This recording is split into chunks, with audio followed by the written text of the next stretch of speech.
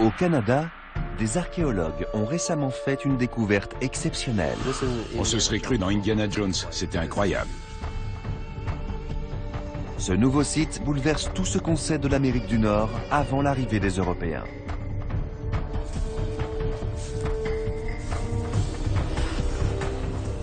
Les archéologues n'en croient pas leurs yeux. C'est le village le plus complexe qu'on ait trouvé dans cette région.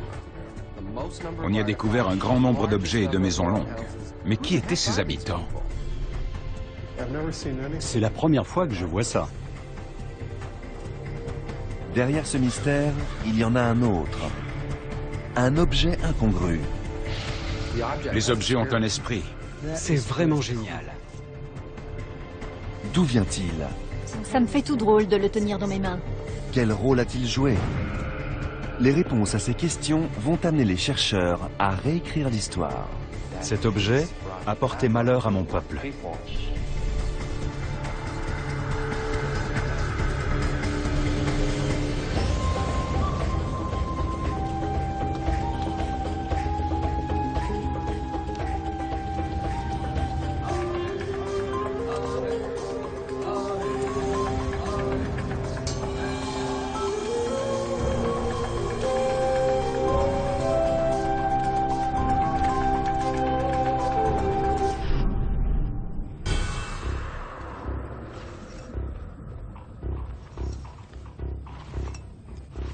Une découverte archéologique hors du commun vient d'être faite près de Toronto, au Canada.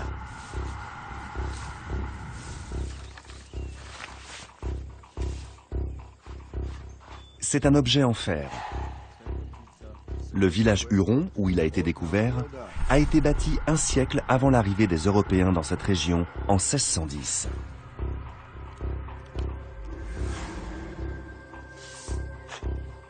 Pour les historiens, c'est une énigme. Au XVIe siècle, les premiers habitants d'Amérique du Nord ne travaillaient pas le fer.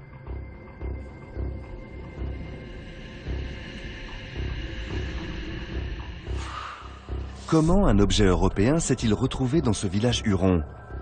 Que peut-il nous révéler?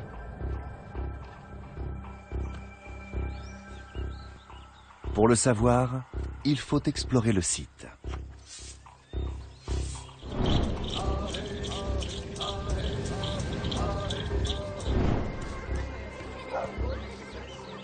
Voici l'histoire d'un village huron extraordinaire et d'un objet en fer au parcours incroyable depuis l'Europe jusqu'au Canada.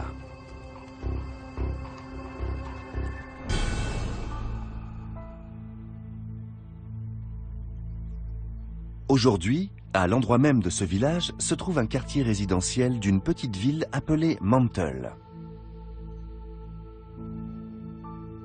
Le site, fouillé par les archéologues Jennifer Birch et Ron Williamson, n'était qu'un champ.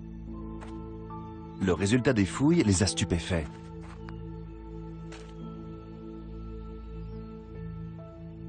On se serait cru dans Indiana Jones, c'était incroyable. Au début, j'ai reçu un coup de fil au bureau me disant « Ron, tu ne vas pas le croire. C'est énorme. On a tout un village. » Quand on a parcouru le champ, on a fait comme d'habitude.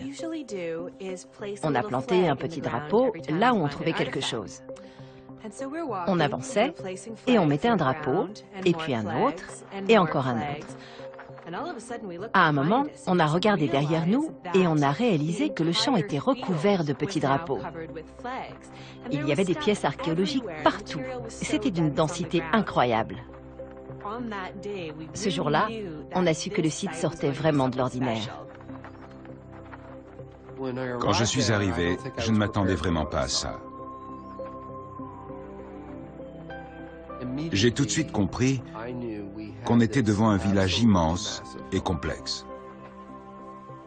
J'ai regardé le champ et tous les drapeaux. Les vestiges étaient partout. Je n'avais jamais vu ça de toute ma carrière. À ce moment-là, je suis passé du terrain en 2 dimensions au site d'une communauté en 3 dimensions qui était là autrefois.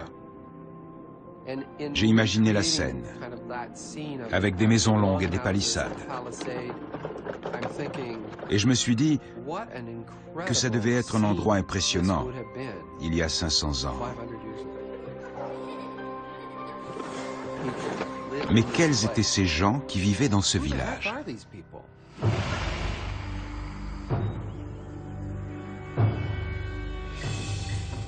Ron Williamson entame alors la plus grande fouille archéologique jamais entreprise par son équipe.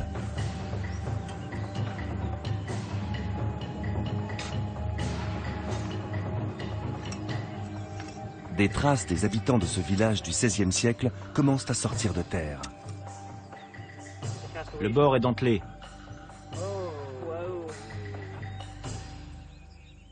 Les motifs diagonaux sur la poterie ne trompent pas. Bon sang! On voit bien. La même chose partout. Oui, c'est identique. Il n'y a pas beaucoup de différence entre les deux. Ça fait une sorte de ponctuation ici, et là aussi. D'après la décoration des poteries, ceux qui vivaient là appartenaient au groupe des Wenda.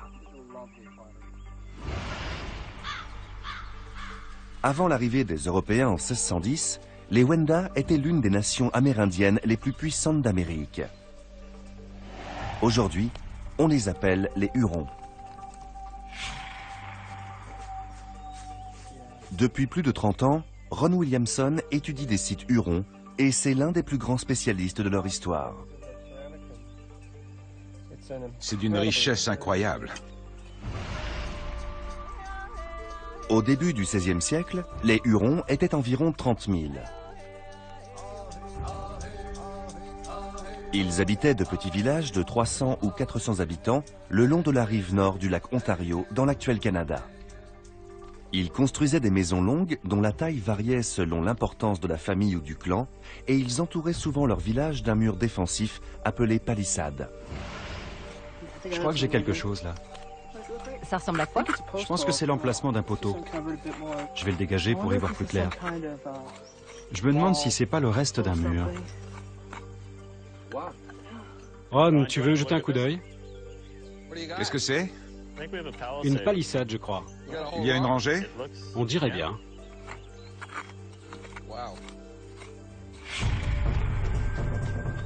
Les palissades protégeaient les Hurons de leurs ennemis, les villages voisins et les autres peuples amérindiens.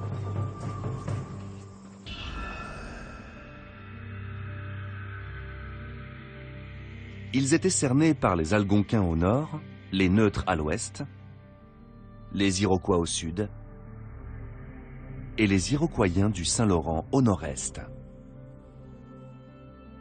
Avant de découvrir le site de Mantle, Ron Williamson pensait bien connaître les Hurons. Mantle est un lieu unique. C'est un site qui n'en finit pas de nous surprendre. C'est incroyable.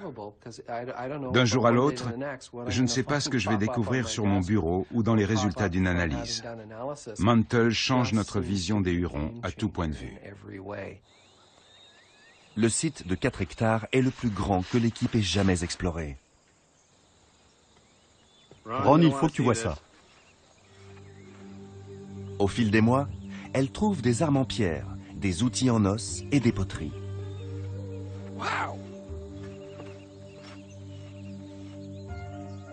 Au total, il y a 200 000 objets. C'est un record. Maintenant qu'on a tout sorti, on se retrouve avec une masse d'informations qui dépasse nos espérances. On dispose du plus grand nombre d'objets et de maisons longues pour un site pré-européen du sud-est du Canada.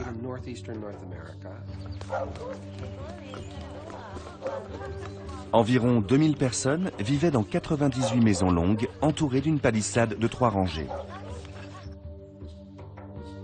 Tout avait été construit en bois avec des outils en pierre.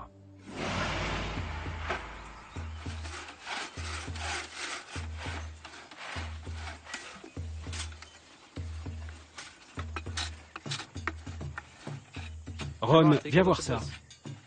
C'est une hache en pierre. Regarde, cette partie est intacte. C'est vraiment très beau, bien lisse. Ça a été poli avec une meule. Ces objets sont très importants parce qu'ils datent de l'époque pré-européenne. Les Hurons s'en servaient pour couper les arbres.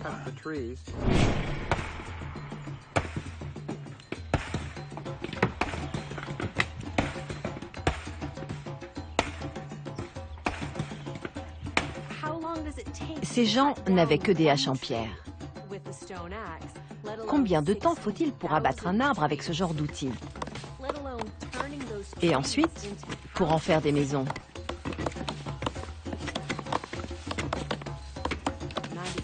« 95% du travail des archéologues consiste à reconstituer la vie quotidienne de nos ancêtres à partir de tout ce qu'ils ont laissé derrière eux.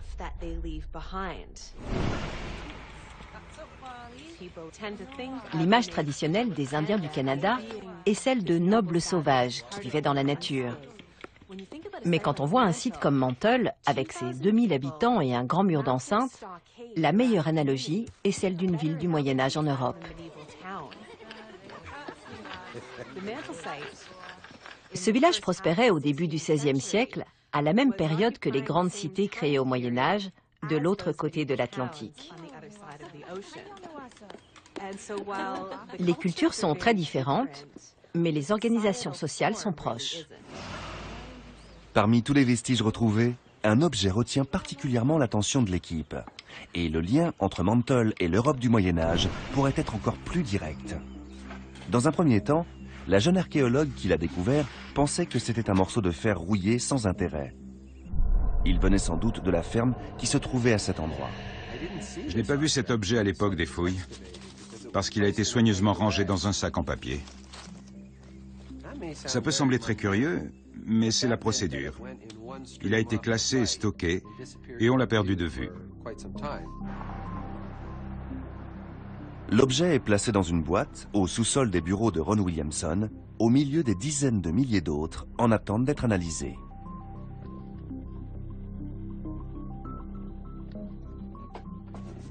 Puis un jour, tout a changé.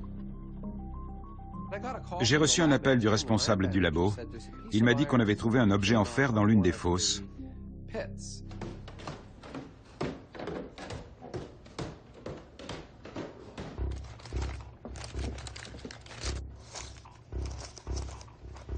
J'ai ouvert le sac, je l'ai sorti et je l'ai regardé. C'était bien un morceau de fer. Mais je n'arrivais pas à croire qu'il puisse venir d'une ferme du 19e siècle à cause du contexte. Il était dans une fosse fermée et profonde. Pourquoi un fermier aurait-il creusé un trou dans son champ pour enterrer ce qui ressemblait à un outil en fer à cette profondeur avant de tout recouvrir? Ça n'avait pas de sens. C'est pour ça que je l'ai étudié de plus près. Et je me suis dit que cette fosse avait été creusée par les Hurons eux-mêmes.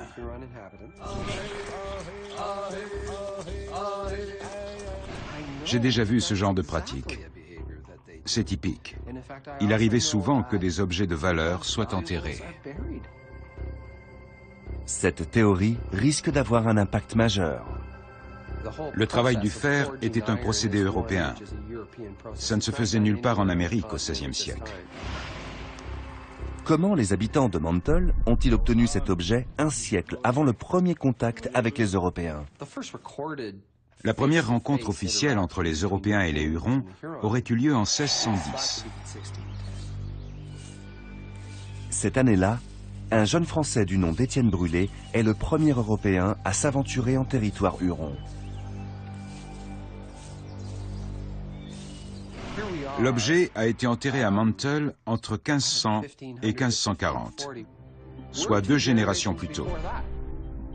Comment est-il arrivé là? Première étape de l'enquête, l'analyse de l'objet lui-même. S'il date du début du XVIe siècle, qu'est-ce que c'est? Je me suis demandé si c'était un morceau de lame, un fragment d'épée. Est-ce que ça venait du ciseau d'un charpentier? Est-ce que c'était un rabot? Ou une hache? Il fallait faire des analyses scientifiques pour en avoir le cœur net. C'était un vrai mystère. Ron Williamson fait appel à Andrea Carnevale.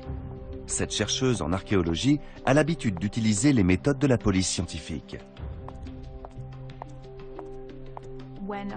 Quand on ne trouve pas la réponse avec les analyses classiques, j'interviens. Je suis une sorte de passerelle entre les scientifiques et les archéologues. Elle utilise un microscope numérique très puissant pour observer l'objet en détail. C'est un petit morceau de fer très rouillé. Les incrustations masquent la forme de l'objet, donc on ne peut pas savoir ce que c'est.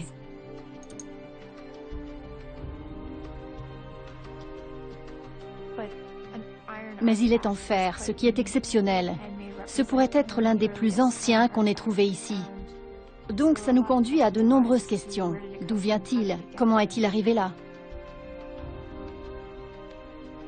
L'examen de la surface ne suffit pas à déterminer ce que c'est. Il faut des rayons X pour voir sous la couche de rouille.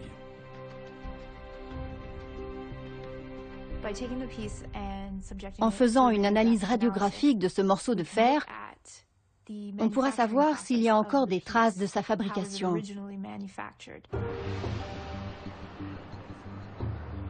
Si c'est de la fonte, cela signifie qu'il vient sans doute de la ferme. Mais si c'est du fer forgé, il pourrait dater du XVIe siècle.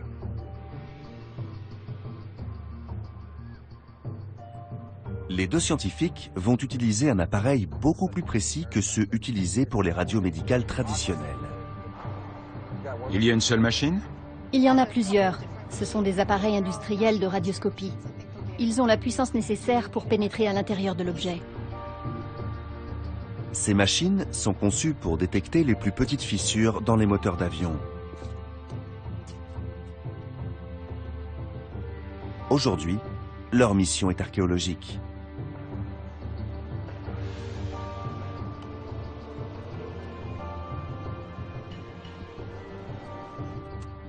Allons-y. D'accord. Ce qui m'angoisse, c'est qu'après avoir fait la radio, Andrea ou quelqu'un de l'équipe regarde le résultat et disent « c'est de la fonte ». Parce qu'il y a une différence entre du fer forgé et de la fonte. Si cet objet a été fabriqué au début du XVIe siècle, ça devrait être du fer forgé, façonné selon un processus de martelage. La fonte, c'est autre chose. On verse un liquide dans un moule. Ça n'a été inventé qu'au XVIIe siècle.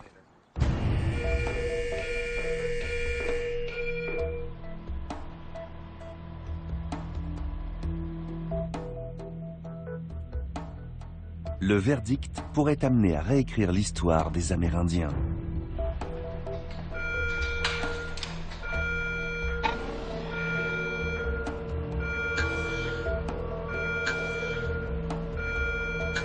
C'est stressant. On va enfin savoir.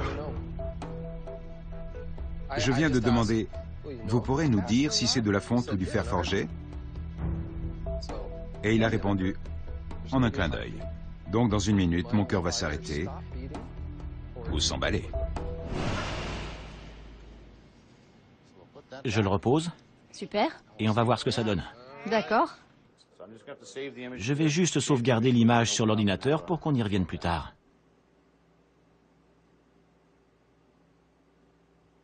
Là, on a une vue générale de l'objet.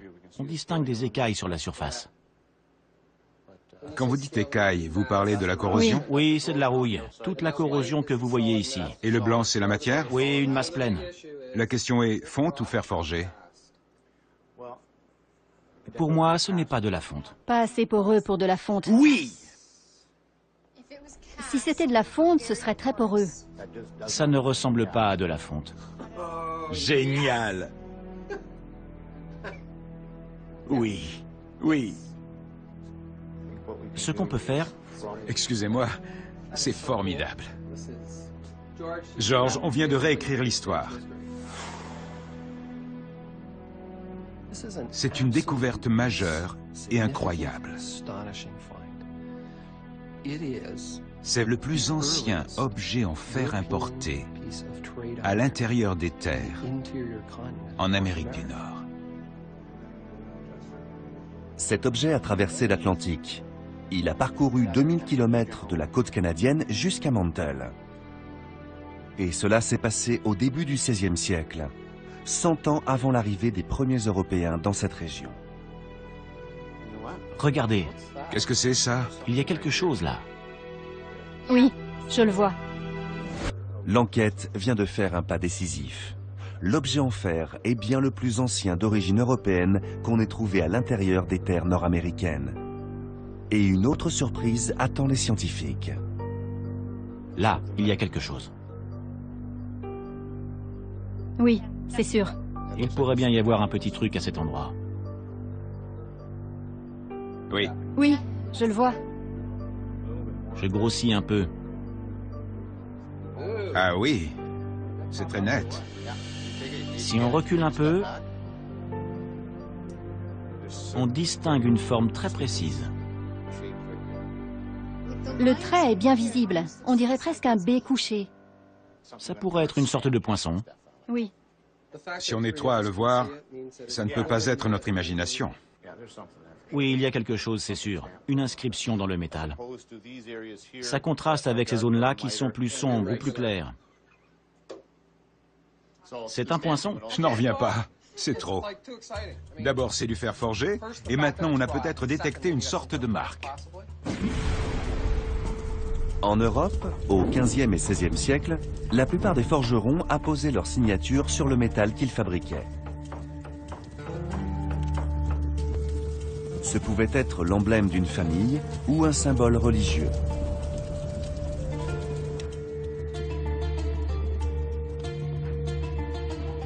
Si l'objet retrouvé à Mantle porte la marque de son forgeron, on pourrait savoir par qui et dans quelle région d'Europe il a été fabriqué.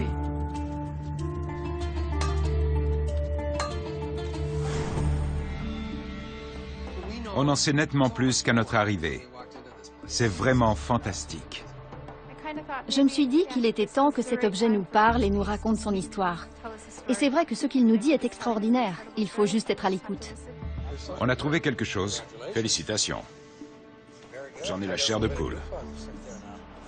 Dans mes bras. La beauté de cet objet vient de son mystère. Ce qui est caché sous la corrosion est ce qui le rend si beau. On me demande souvent, quel est l'objet le plus passionnant que tu aies trouvé? Celui-là est maintenant en tête de liste. Ça ne se résume jamais à l'objet en lui-même. Le plus important, c'est ce qu'il me dit sur ceux qui le possédaient. Comment le voyaient-ils? Quand les Occidentaux étudient les sociétés amérindiennes, ils oublient toujours le point de vue de l'objet. Pour les Amérindiens, les objets ont un esprit. Comment les habitants de ce village huron considéraient-ils cet objet étrange? Pourquoi l'ont-ils enterré?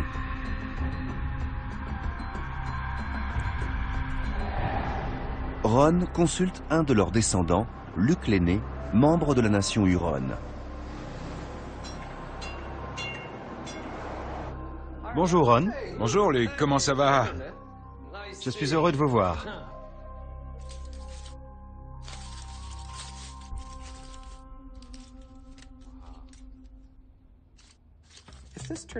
S'il est d'origine européenne et qu'il date du début du XVIe siècle, ce serait l'objet européen le plus ancien jamais trouvé en Amérique du Nord. Depuis plus de 500 ans, vous êtes sans doute le premier Huron à le toucher.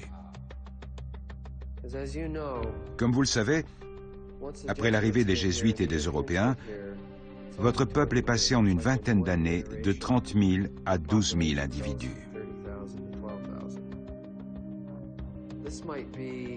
L'arrivée de cet objet sur un site huron a pu être interprétée comme l'annonce de la catastrophe à venir. La présence des Européens a eu des conséquences dramatiques. Au début du XVIIe siècle, les Jésuites ont apporté la grippe, la variole et la rougeole en Amérique du Nord.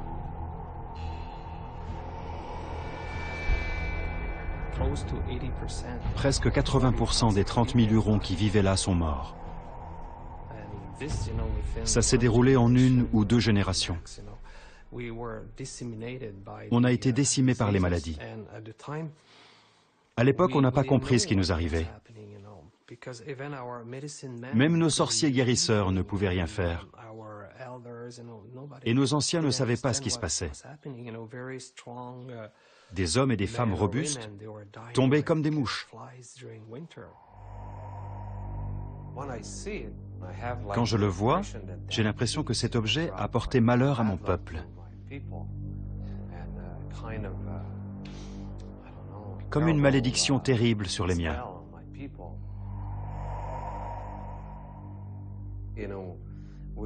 On a beaucoup de questions et il y a sans doute des réponses ici. Les Hurons n'ont pas laissé de traces écrites. Pour leurs descendants, les fouilles archéologiques sont le seul espoir de mieux connaître leurs racines. Pour d'autres cultures, il reste des monuments, des fresques peintes sur des murs ou des hiéroglyphes. Ici, on n'a pas de documents antérieurs à l'arrivée des Européens. Les archéologues doivent fonder leur travail sur de petits objets exhumés ou de toutes petites traces sombres sur le sol pour recréer une image de la vie quotidienne de l'époque. Ce que les archéologues appellent un trou de poteau est une tache ronde et sombre à l'endroit où se trouvait autrefois un poteau en bois. Au fil du temps, le bois s'est décomposé et la terre qui était en surface est tombée dans le trou, ce qui a laissé une trace d'une couleur différente. Ensuite, il suffit d'étudier la disposition des taches noires pour reconstituer les maisons d'un village. Ici, un détail laisse les archéologues perplexes. Les maisons ont l'air d'être construites les unes sur les autres. L'équipe demande à un cabinet d'architectes de réaliser une modélisation du village en 3 dimensions. C'est vraiment très dense. Dans toute ma carrière d'archéologue, c'est la première fois que je visualise aussi bien l'échelle d'un site. D'habitude, c'est abstrait. Là, on a une image en 3D.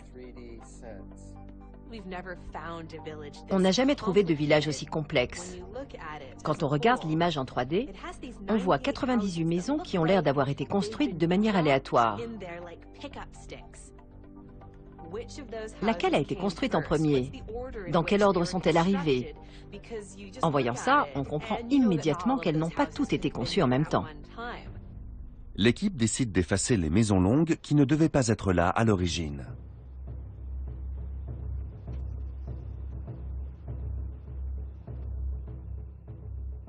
Enlevez les 2 autres qui se chevauchent. Oui. Et aussi la numéro 9. Et la 10B. Oui, la 10B.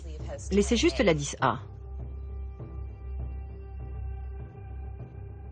Voilà, on a un village. Oui, un village bien agencé. Ce qui est le plus frappant avec ce village huron, c'est l'alignement parfait des maisons autour d'une place. C'est très intéressant.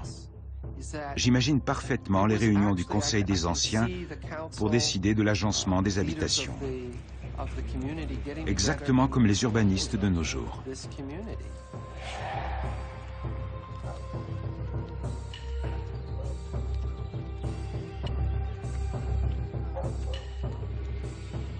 Ce type de planification était nouveau à l'époque.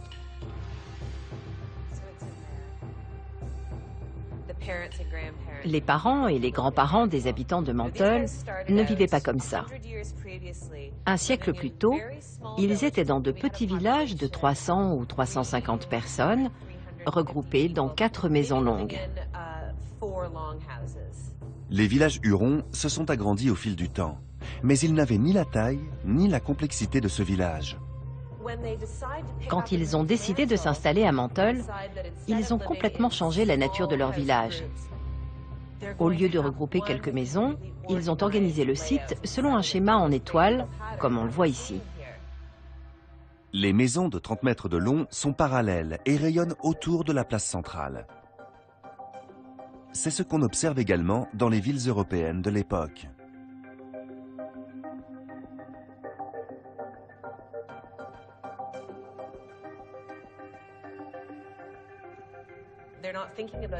Ils ne se considéraient plus comme de simples individus, mais comme un peuple uni. Le site est unique par sa taille et sa conception. Il faut maintenant déterminer à quel moment de son histoire l'objet en fer a été enterré. Si c'était au début de l'édification du village, il était sous la place principale. Si c'était plus tard, il y avait une maison construite à cet endroit-là. La signification de l'objet est différente s'il a été caché dans un lieu public ou privé. Disons qu'on a une place de 10 mètres sur 10. Ce qui est intéressant, c'est que j'imagine facilement...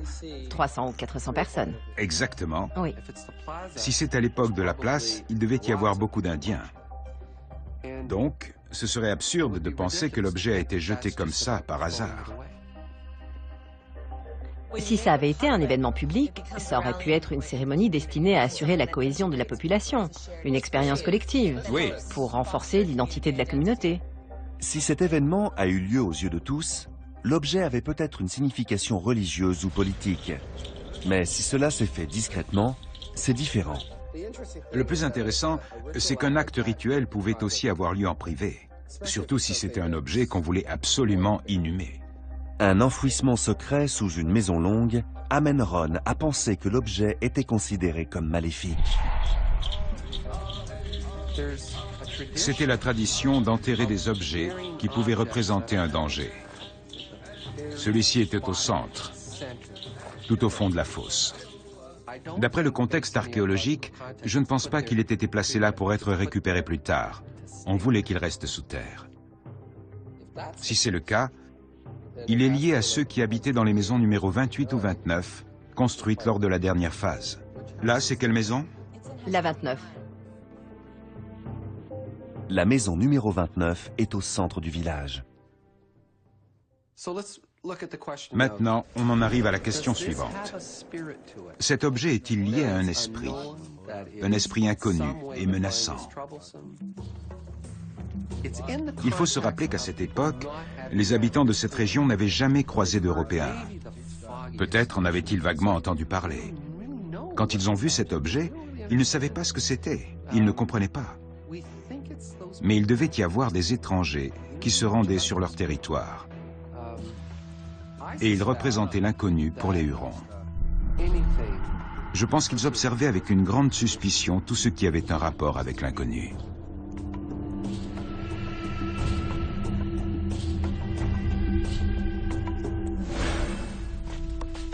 L'équipe reconstitue peu à peu la vie dans ce village amérindien quand l'objet en fer y est arrivé au début du XVIe siècle.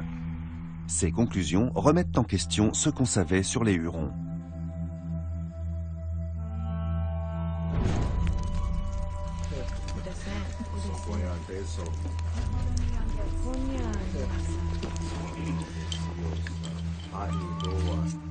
On est en train d'écrire l'histoire de ce peuple. C'est comme pour toutes les autres civilisations du monde. On se demande par exemple comment était la vie quotidienne dans l'Empire romain. Les Hurons d'aujourd'hui veulent savoir comment vivaient les habitants de Mantle à l'époque. Il fallait bien qu'ils s'habillent et qu'ils se nourrissent. Comment ça se passait? Qu'est-ce qu'ils mangeaient? L'analyse de dents retrouvées sur le site pourrait fournir des réponses. En effet, l'émail conserve les traces ADN de l'alimentation ingérée. Les os ont des histoires à nous raconter. Ils nous parlent, nous devons juste écouter. Et les Hurons tendent l'oreille, eux aussi. C'est comme si vous aviez un grand coffre contenant tous les secrets de votre famille, mais que vous n'aviez pas la clé ou le code secret pour l'ouvrir. L'archéologie et les techniques modernes peuvent enfin nous aider à ouvrir ce coffre et à trouver des réponses à nos questions. Les dents sont envoyées à l'Université du Cap en Afrique du Sud.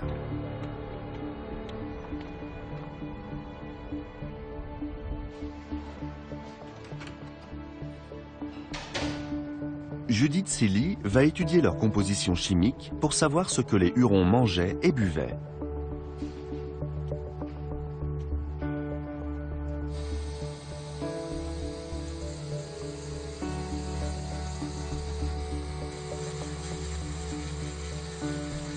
Ces premières constatations sont étonnantes.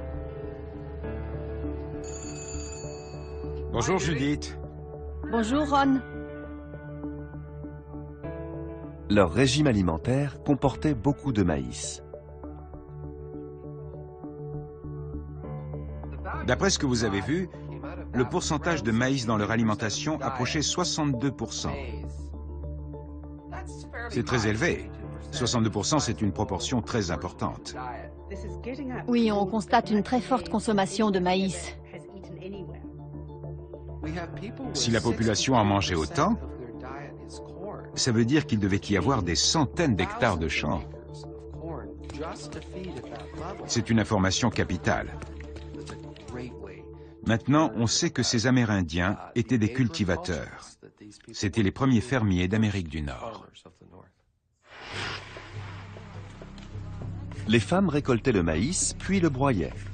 La farine servait à préparer de la soupe et du pain et pouvait être stockée pendant de longues périodes.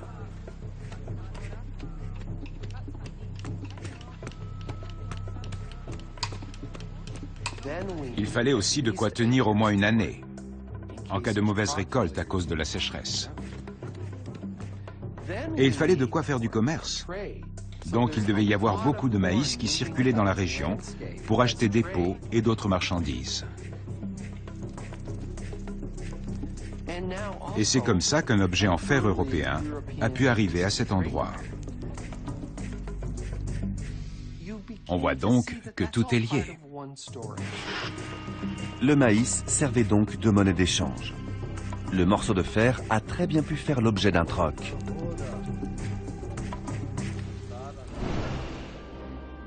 Mais d'où venait-il exactement? Cette partie de l'enquête est confiée à Andrea. Son seul indice est la petite marque observée à la radiographie.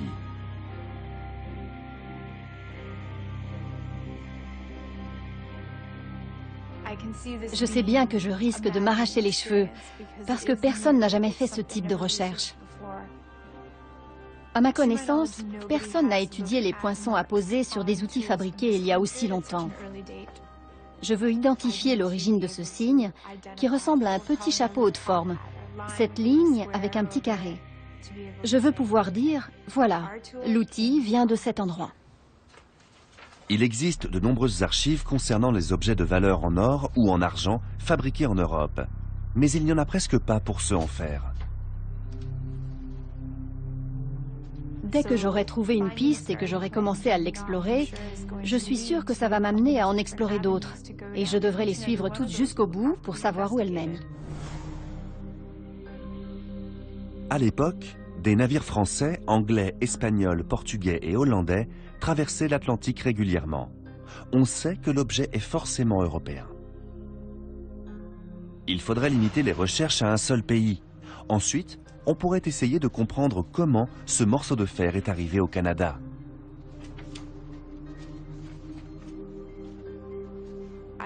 Je suis très obsessionnelle.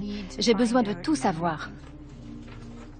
Ce n'est pas mon genre de laisser quelque chose en suspens. J'ai besoin d'une réponse. Ron et Jennifer retournent voir les architectes qui ont réalisé la modélisation en 3D du village Huron.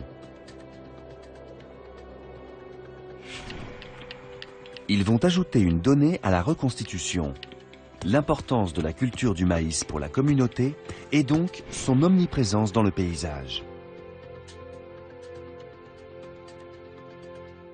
Le problème est simple. On a 1500 habitants qui ont besoin d'environ 500 grammes de maïs par jour. En une semaine, ça fait environ 5 tonnes. Qu'est-ce que ça représente comme surface cultivée? Pour 1500 personnes, ça doit faire des centaines d'hectares. À titre de comparaison, la carte de Mantle est superposée à un plan de Toronto.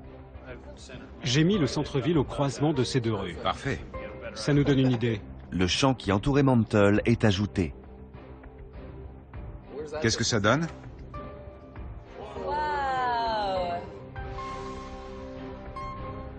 Le champ de maïs recouvre le centre-ville.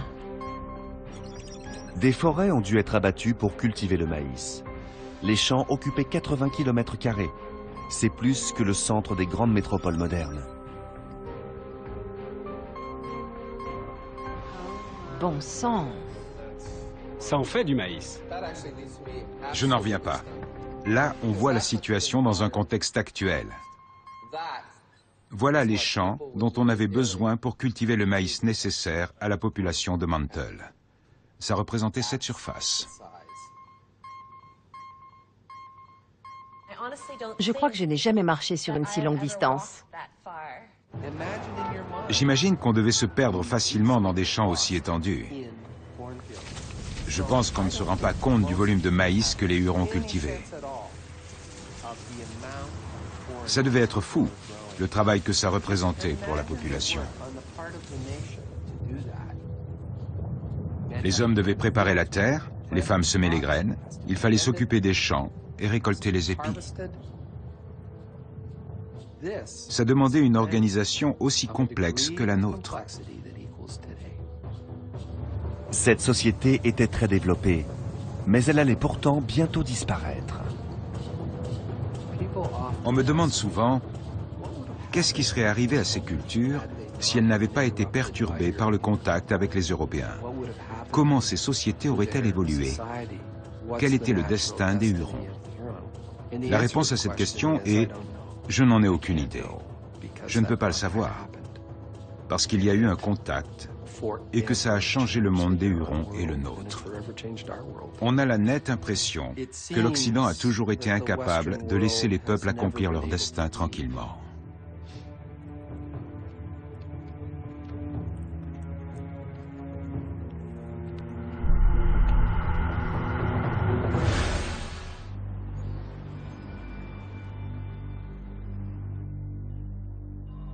Dans une réserve indienne, la communauté huronne est tenue informée des recherches. Luc l'aîné retrouve le grand chef Conrad Sioui, le chef Gaëtan Sioui et Heather Bastien du Conseil des Anciens.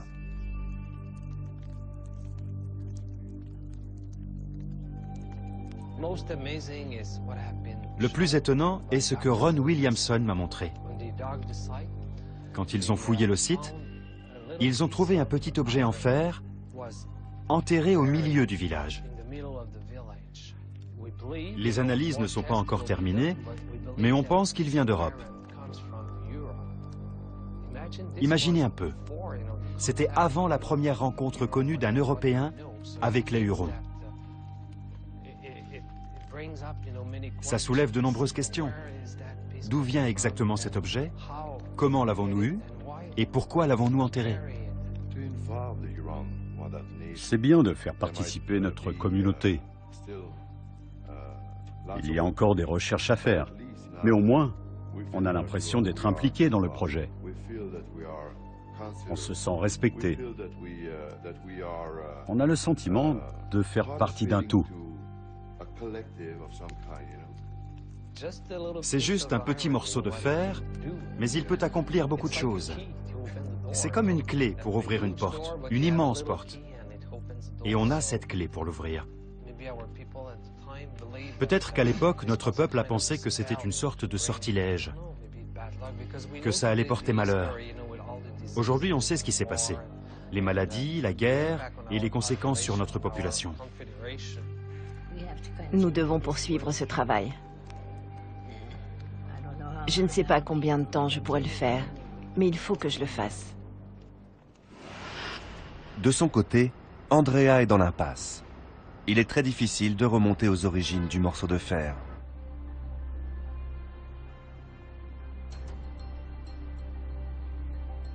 Il y a tellement de pistes de recherche à explorer que je ne sais pas par où commencer. Mais cet objet me parle. J'ai l'impression qu'il a une histoire à raconter et je veux décrypter son message. Elle doit identifier le poinçon, mais ce serait plus facile si elle savait ce qu'était l'objet à l'origine. Elle décide de changer d'approche.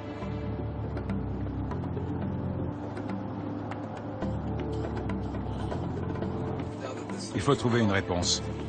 On a encore pas mal de travail. Avec Ron Williamson, elle se rend au Muséum des sciences de Rochester, dans l'État de New York.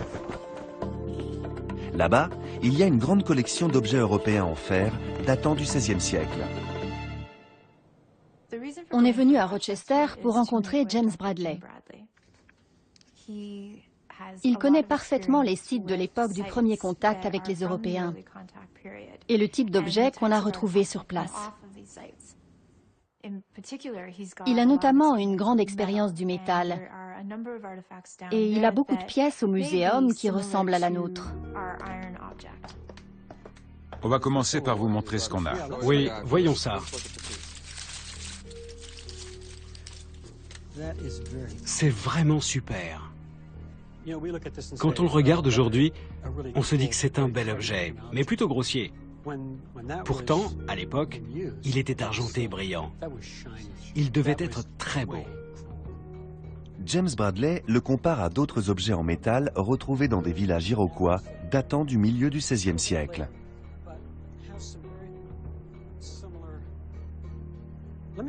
Je vais vous montrer ce que ça devait être à l'origine.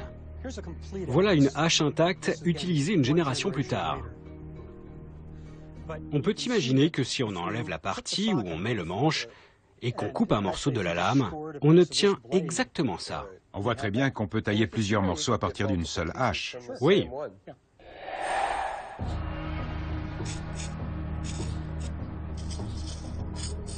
Il suffit de gratter une lame en fer avec une pierre tranchante de nombreuses fois pour la casser. Mais si l'objet trouvé au village Huron était bien une hache, pourquoi a-t-on voulu la découper ?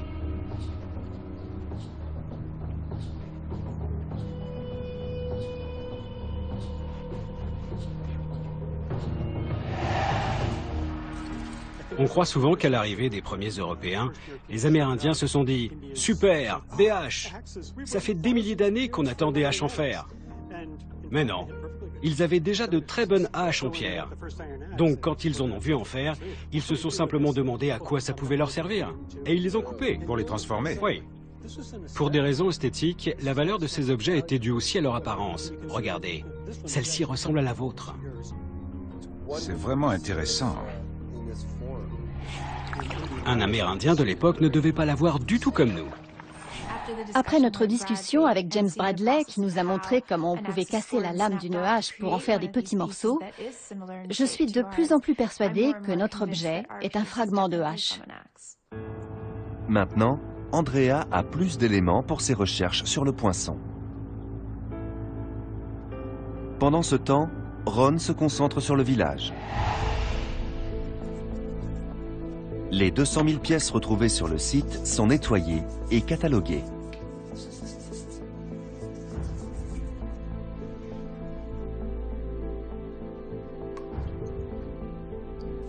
Certaines poteries n'ont jamais été vues sur un site Huron. Il y a de nombreux visages ou des motifs étranges. Pour les chercheurs, le plus intriguant est ce qui manque.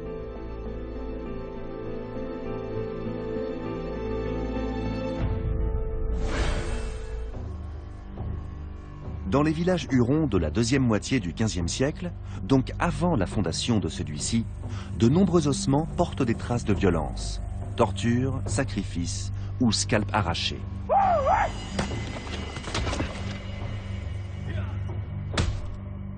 On n'a rien retrouvé de tout cela à Mantle.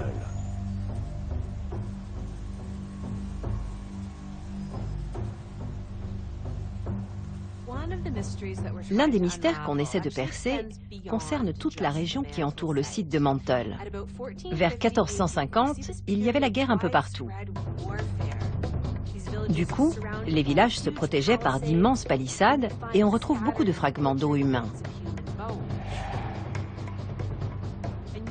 On peut imaginer quel était le climat dans la région à l'époque où tout le monde se battait et attaquait son voisin. Je suppose que les gens vivaient dans la peur.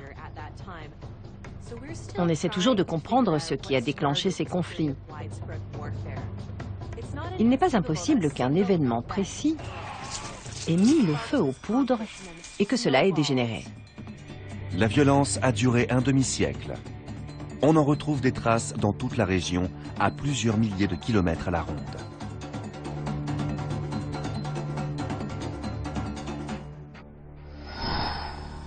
Les archéologues surnomment cette période les temps sombres. Les combats ont été sanglants dans toutes les forêts autour des Grands Lacs.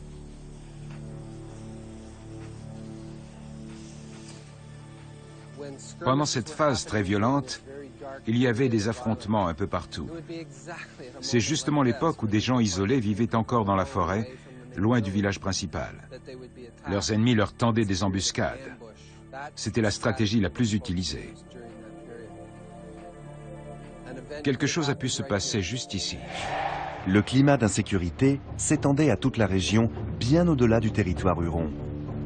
D'autres nations ont été impliquées dans le conflit. Historiquement, on sait que les Hurons et les Iroquois étaient bien plus que de simples rivaux. C'étaient des ennemis jurés.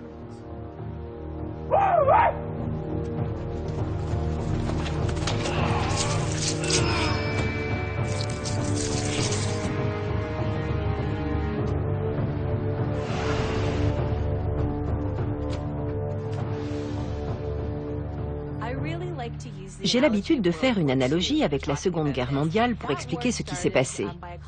À la base, la guerre est un conflit entre deux pays, et ensuite, d'autres pays se retrouvent impliqués. On conclut des alliances, certains pays deviennent ennemis, des fronts se dessinent entre eux et les alliés. On peut tout à fait imaginer que la même chose s'est passée ici avec un conflit localisé entre deux communautés qui a fait boule de neige et entraîné toutes les autres nations de la région sud des Grands Lacs.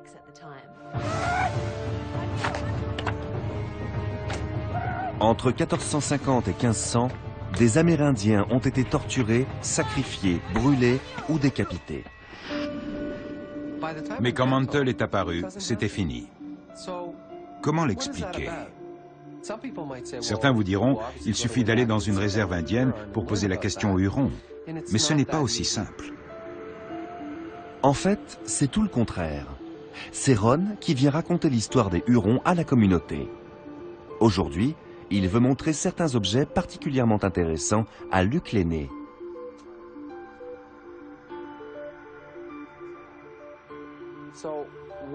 L'une des questions qu'on se pose, c'est pourquoi tous ces petits villages se sont-ils regroupés en un seul, plus gros, comme Mantle? Sur les sites les plus anciens, on trouve beaucoup d'ossements humains. Ça, c'est une vertèbre inférieure. Il y a un projectile, une pointe en os, qui traverse de part en part sur toute l'épaisseur de la vertèbre. Ça doit suffire à tuer quelqu'un, non?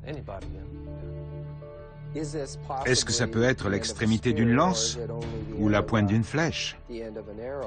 Quoi qu'il en soit, vous avez raison. C'est une blessure d'une grande violence qui a sectionné la colonne. Ici, tous les doigts ont été brûlés.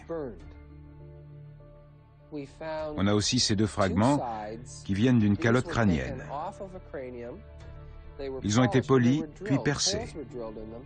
On voit les trous tout autour. Je pense que c'était pour faire un hocher traditionnel. Si on le regarde de près, sous le bon angle, on voit qu'il y a un dessin gravé sur l'os. Il montre un prisonnier. Ici, on voit une silhouette avec les deux jambes, le corps et rien d'autre. Il n'y a pas la tête, parce que le crâne a servi à faire le hocher. Ça me fait quelque chose de le toucher. Ce soir, en allant me coucher, je me dirais, aujourd'hui, j'ai tenu dans mes mains le crâne d'un de mes ancêtres. J'en ai la chair de poule, rien que d'y penser. Au total, on a des milliers de fragments d'os humains un peu partout. Ils sont cassés, calcinés ou transformés en objets.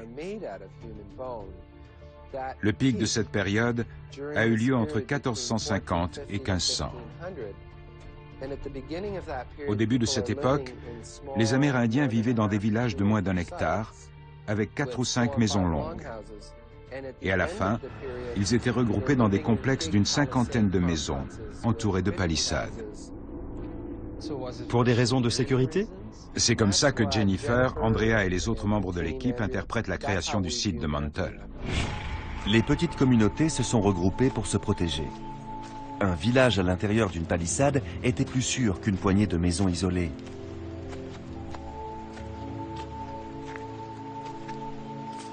En raison de sa taille et du nombre de ses habitants, ce village huron était l'équivalent d'un château fort. Sa seule présence a pu suffire à calmer le conflit. Avec le retour de la paix, les nations ont pu circuler librement.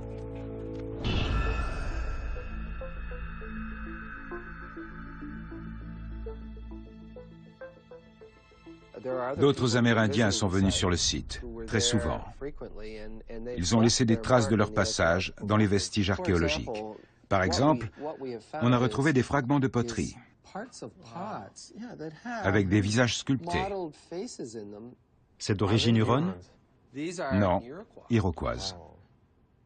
Que font des poteries iroquoises dans un village huron? D'où viennent-elles? Comment sont-elles arrivées là? C'est un grand mystère. On ne peut pas réécrire l'histoire. Il nous faut des preuves. Visiblement, à un moment donné, les Hurons ont commencé à faire du commerce avec leurs anciens ennemis.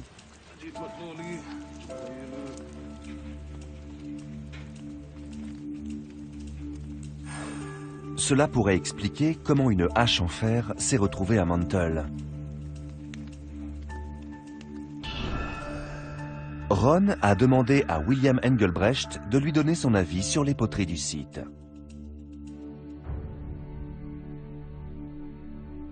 Ce spécialiste de la culture iroquoise pourra identifier les différents styles.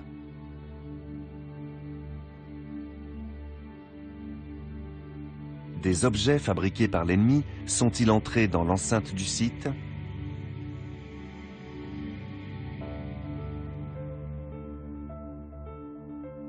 Est-ce qu'on a vu juste?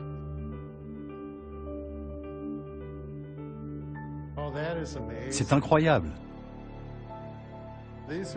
Ça, c'est typique des Oneida et des Onondaga. Toutes ces effigies, ces visages.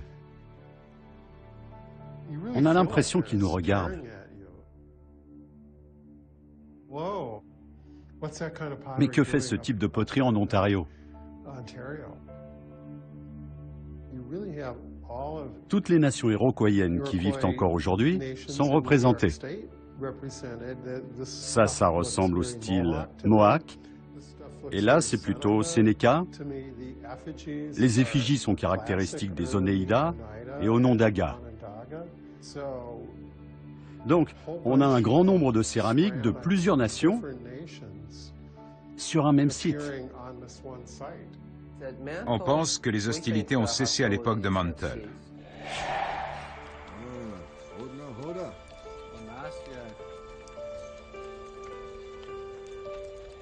Peut-être que des Iroquois vivaient dans le village. C'est très intéressant. On a des éléments qui viennent des 5 nations des Iroquois, mais aussi des Iroquoiens du Saint-Laurent.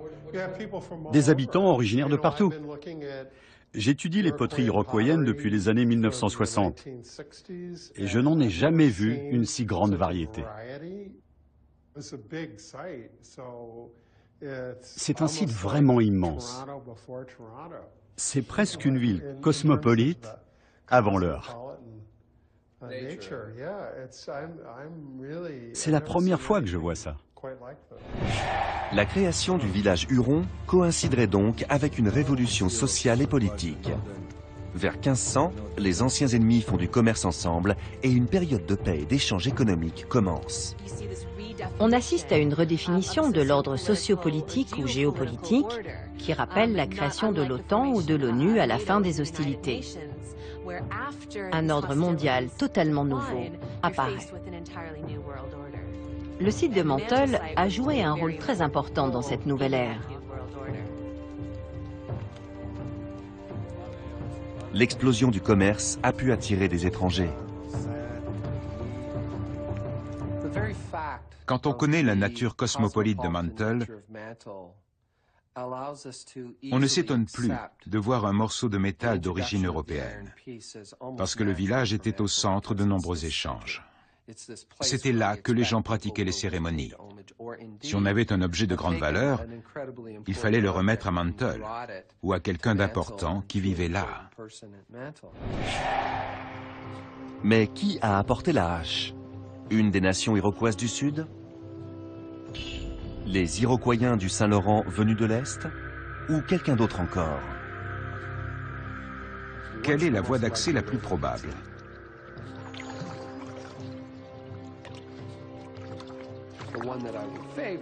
Pour moi, la thèse la plus logique est celle des Iroquoiens du Saint-Laurent, qui auraient emprunté le fleuve jusqu'à Mantle. Le Saint-Laurent était l'artère principale entre le village et la côte atlantique où les premiers Européens commençaient à s'aventurer. Au début du XVIe siècle, il y avait eu très peu de voyages d'exploration en Amérique du Nord.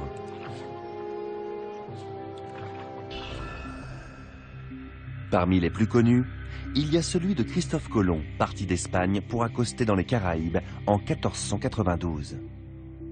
En 1497, John Cabot a fait le voyage d'Angleterre à Terre-Neuve. Et Giovanni da Verrazzano a quitté la France pour rallier la baie de New York en 1524. Il y avait aussi de très nombreuses traversées commerciales. L'Amérique a attiré les pêcheurs européens dans la zone des Grands Bancs, puis les chercheurs d'or plus au sud. La hache a pu venir à bord d'un de ces navires.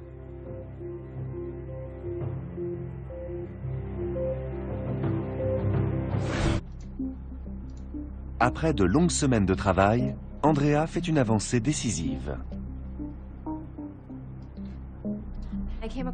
Je suis tombée sur des recherches qui m'ont orientée vers la piste de l'Espagne, qui produisait beaucoup de fer. C'est là que j'ai trouvé un journal incroyable qui montrait une collection privée d'objets du Pays basque. Depuis l'époque romaine, il existe des mines de fer dans le nord de l'Espagne, et les Basques ont toujours été de grands forgerons.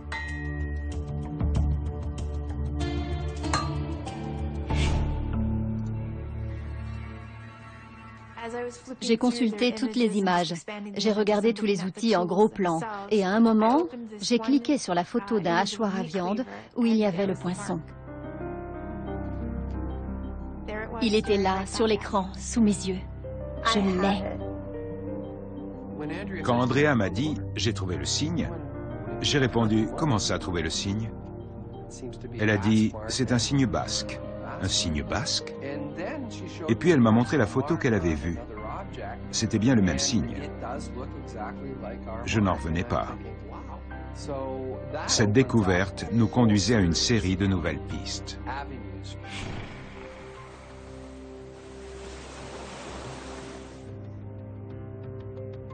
Ron se rend maintenant à Terre-Neuve pour rencontrer James Tuck. Il est spécialiste de l'histoire des Basques en Amérique du Nord.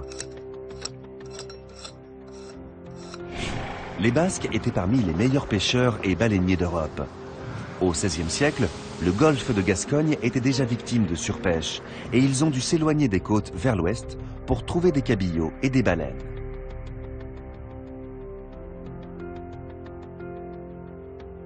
Une vingtaine de stations baleinières ont été découvertes autour de Red Bay dans le détroit de Belle-Île.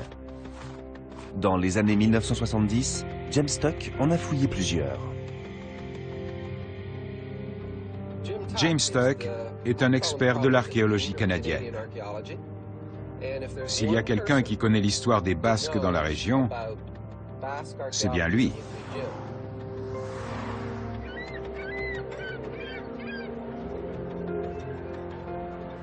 Tout est une question de chronologie. Monsieur Tuck, je suis Ron Williamson. Bonjour Ron, ravi de vous rencontrer. Quand les Basques ont-ils posé le pied sur la côte Est? Étaient-ils déjà là quand la hache est arrivée à Mantle? J'en reviens toujours à la même chose. Comment cet objet est-il parvenu jusqu'au village? Cette histoire me fascine. Ma théorie et que c'est un objet d'origine basque qui a fait le voyage jusqu'en territoire huron avant 1530. La question est évidente. C'était avant l'apogée du commerce basque, non? En fait, les échanges commerciaux ont commencé vers 1510, donc ce ne serait pas étonnant qu'un objet en fer se soit retrouvé dans le détroit de Belle-Île au tout début du XVIe siècle. La chasse à la baleine et la pêche existaient déjà dans le détroit à cette époque. C'est difficile de dire combien de navires ça concernait, mais s'il y avait une bonne douzaine de bateaux, ils ont très bien pu laisser beaucoup d'objets derrière eux. Les baleiniers basques arrivaient dans la région du Labrador au printemps et y passaient tout l'été. Dans les stations de pêche de Red Bay, on a trouvé des objets en fer abandonnés à leur départ juste avant l'hiver. La hache a pu être récupérée par des Amérindiens.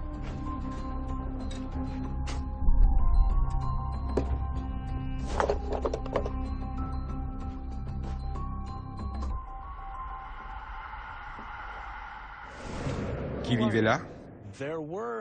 Il y avait de petits groupes d'Amérindiens dans la région. Mais on ne sait pas exactement à quelle nation ils appartenaient ou quel nom ils portaient. Je pense qu'ils sont partis vers la fin du XVIe siècle. Je ne crois pas qu'ils chassaient les phoques. Ils venaient pour prendre les objets abandonnés sur les sites basques. Quand ils passaient ici pendant l'hiver, Après le départ des pêcheurs, c'était comme un supermarché, il n'y avait qu'à se servir.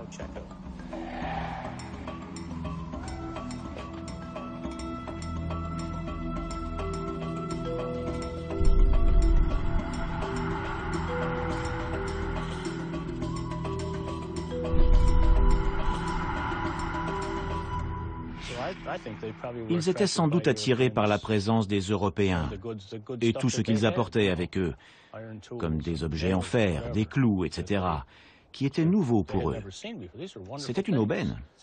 donc ce groupe d'Amérindiens était dans la région au début du XVIe siècle et ils pouvaient faire du commerce avec les Iroquoiens du Saint-Laurent.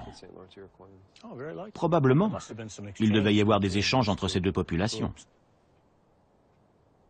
Des pêcheurs basques ont pu apporter la hache au Labrador. Ensuite, elle a été ramassée par des Amérindiens qui l'ont échangée à des Iroquoiens du Saint-Laurent, puis elle a descendu le fleuve jusqu'à Mantle. L'enquête doit donc se poursuivre en Espagne. Si vous allez dans la région de San Sebastián, je vous conseille de prendre contact avec Michael Barkham. Il a étudié le site de Red Bay et connaît bien ce type d'outils et les techniques de l'époque.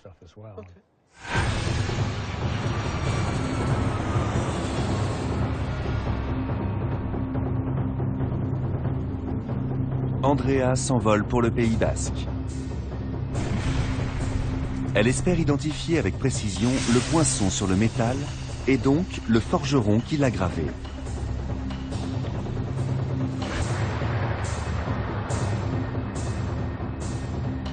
« 500 ans après son arrivée à Mantle, la hache retraverse l'Atlantique. Michael Barkham pourra sans doute aider Andrea dans ses recherches.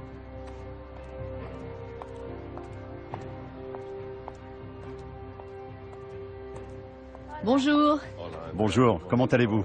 Très bien. Et vous? Très bien, merci. J'espère vraiment qu'on pourra voir de nombreux outils de cette époque. Des preuves tangibles, avec le même type de signes. Je veux les avoir devant moi, les toucher et les voir de mes yeux, pas juste sur une photo, pour savoir à quoi ressemblent les poinçons.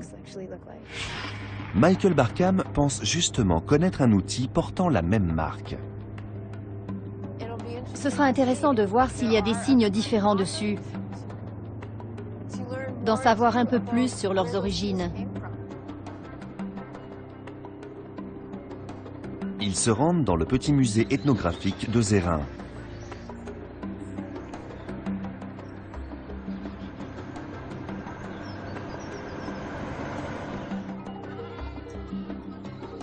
La région est surnommée Montaña del Hierro, la montagne du fer, parce qu'on y extrait ce minerai depuis le XIe siècle. J'ai vraiment le trac. Je suis impatiente. J'ai du mal à réaliser que, dans quelques instants, je vais peut-être enfin trouver un lien direct et prouver que le morceau de fer retrouvé sur le site de Mantle vient bien du Pays Basque. Si les poinçons ne sont pas les mêmes, bien sûr, je serai déçue. Mais je n'arrive pas à penser que des mois de recherche puissent se terminer ainsi. Je veux croire qu'on va trouver le bon signe. Voilà notre objet. Il a fait pas mal de chemin. Il ne se doutait pas que presque 500 ans plus tard, il ferait le voyage du retour en Europe. C'est vraiment incroyable. Ce morceau de fer a passé presque 5 siècles enfoui dans le sol. C'est extraordinaire. Les conditions sur le site sont bonnes. Pour la conservation du métal. Magnifique. La corrosion est limitée. Oui, il peut très bien avoir été fabriqué à partir de minerais de fer extraits dans ces montagnes. Voilà notre signe. Il est tout près du bord. Oui, du bord biseauté. Le bord biseauté est là. Et voilà le poinçon. Voici les objets qu'on a. À vous l'honneur. Vous êtes venus de loin pour les voir. Quel suspense. Le musée nous en a donné une sélection. Oui, il y en a de toutes sortes. C'est super. C'est exactement le type d'outil qui pouvait se trouver à bord des navires baleiniers du XVIe siècle.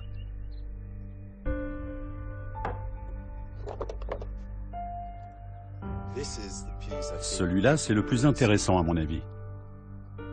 C'est incroyable. Incroyable. C'est ça. C'est notre signe. C'est lui. La lumière est différente. On voit le trait qui remonte jusqu'au petit carré.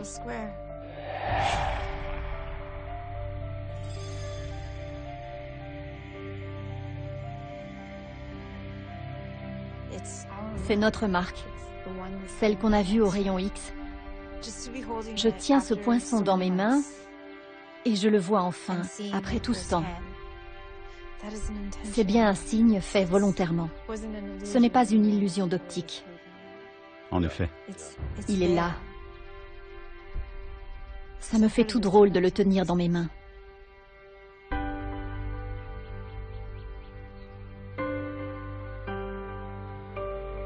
Je suis au début du voyage. C'est ici que l'objet a commencé sa route. Il a été fabriqué au Pays Basque.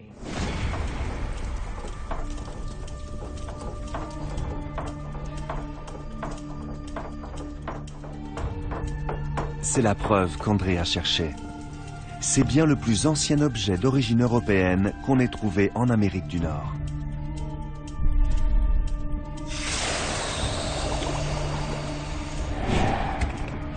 Elle continue son enquête sur les habitudes des pêcheurs basques du XVIe siècle.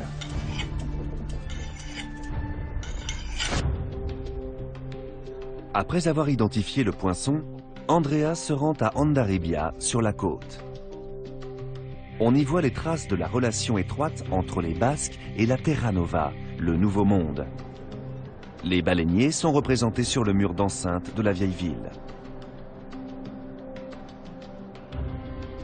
Au début du XVIe siècle, ce port fortifié, appelé Hondarribia en basque, était déjà florissant.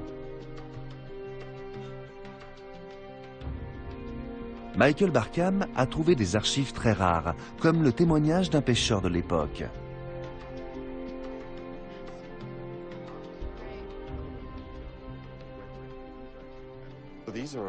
Ce sont des documents exceptionnels.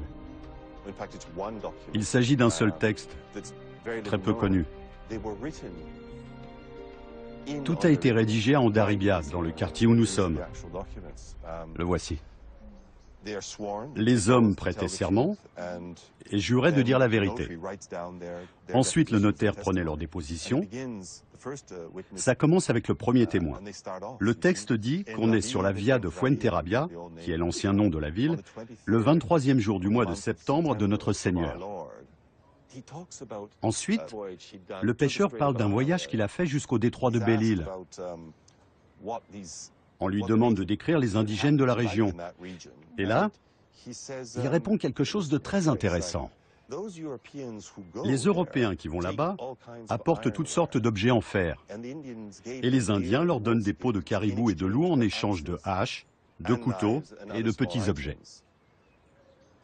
Pour votre enquête sur la découverte de Mantle, vous avez un lien direct dans les archives.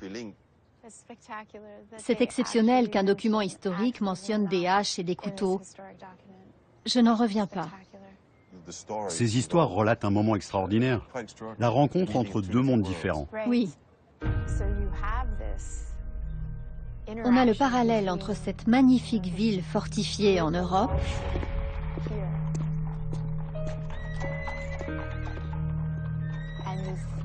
et ce grand village indien entouré de palissades.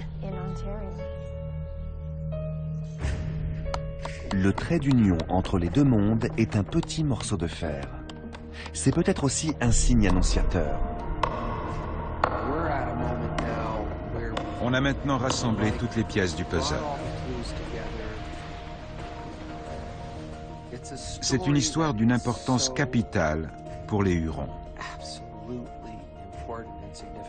Alors non seulement j'ai envie de raconter ça à Luc, mais surtout, c'est mon devoir de lui en parler, pour qu'il aille dire au Conseil des Hurons ce qu'on a découvert sur Mantle.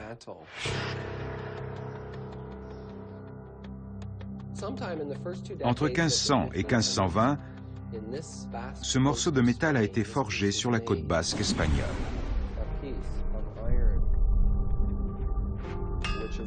Au départ, c'était une simple hache fabriquée par des Basques. Et elle a traversé l'océan Atlantique jusqu'au détroit de Belle-Île.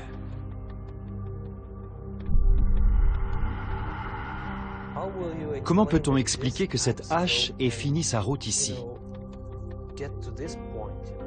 C'est vraiment un long voyage. Et ça s'est passé vers 1510 ou 1520? Il y avait plusieurs groupes amérindiens dans la région. Ils connaissaient bien les Basques et avaient l'habitude de venir dans leurs stations de pêche abandonnées pour récupérer tout ce qu'ils laissaient derrière eux en repartant en Europe pour l'hiver. Ensuite, ils les échangeaient aux Iroquoiens du Saint-Laurent. L'objet est là. On le fragmente. Ensuite, il descend le fleuve Saint-Laurent et remonte la rive nord du lac Ontario jusqu'à Mantle. Incroyable. Ce petit bout de métal a une grande histoire à raconter. Et là, pourquoi a-t-il été enterré? Cette hache devait représenter le mauvais sort ou quelque chose de négatif. Il fallait s'en débarrasser. Pour nos ancêtres, il y avait des esprits partout, dans les arbres, dans les plantes et les animaux. Alors nous avons peut-être pensé qu'il y avait un esprit très particulier dans cet objet. Comme nous ne le comprenions pas et que nous ne pouvions pas l'apaiser, nous avons eu peur et nous avons voulu le cacher. C'est sans doute l'explication. Je suis de votre avis. Il a été enterré délibérément, au cours d'une cérémonie, pour qu'on n'en entende plus parler. On connaît les conséquences sur mon peuple. Aujourd'hui, on sait ce qui s'est passé, notamment à cause des maladies. Elles ont presque détruit la nation huronne.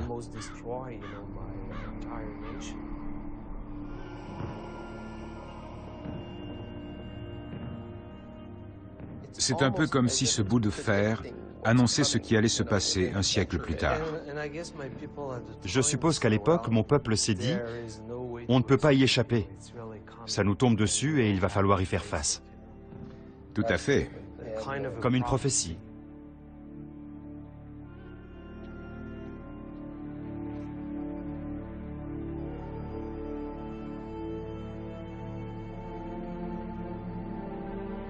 Les fouilles sont terminées sur le site, mais les archéologues continuent à travailler.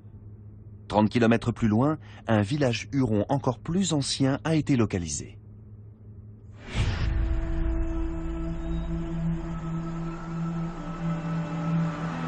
Le Conseil des Hurons tient à ce que la jeune génération connaisse l'histoire de son peuple.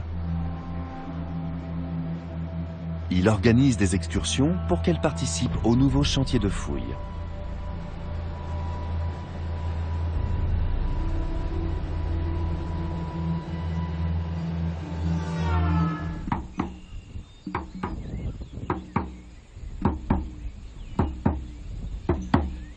Les archéologues vont tout installer. Ils vont sortir toutes les clés. Ils vous montreront ce qui est intéressant. C'est un moment très important pour nous. Et on est vraiment content que vous soyez là. Ça compte beaucoup pour moi et mon peuple. Ça veut dire qu'on avait une culture développée. Quand j'étais jeune, on nous répétait qu'on n'était que des sauvages et des païens. Aujourd'hui, le travail des archéologues nous permet de redécouvrir notre histoire. Regardez ça, pas mal. Pour mon peuple, c'est une question d'amour-propre. Individuellement, mais aussi collectivement, en tant que nation.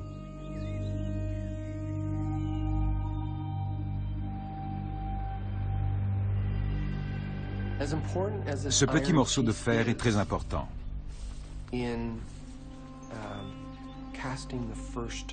C'est le signe avant-coureur de l'arrivée des Européens dans le Nouveau Monde.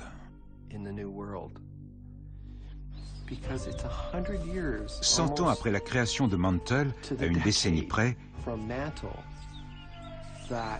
on a la première rencontre officielle entre un Huron et un Européen. L'aventurier français Étienne Brulé croise les Hurons en 1610.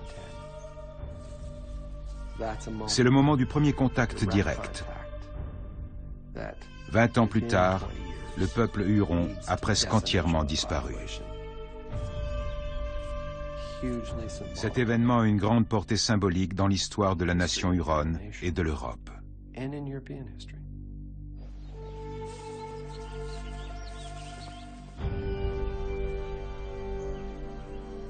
Qu'est-ce qui est passé par la tête du Huron qui est tombé sur Étienne Brulé? On imagine qu'il s'est dit « Je savais que vous alliez venir ». À partir de cet instant, le monde a changé.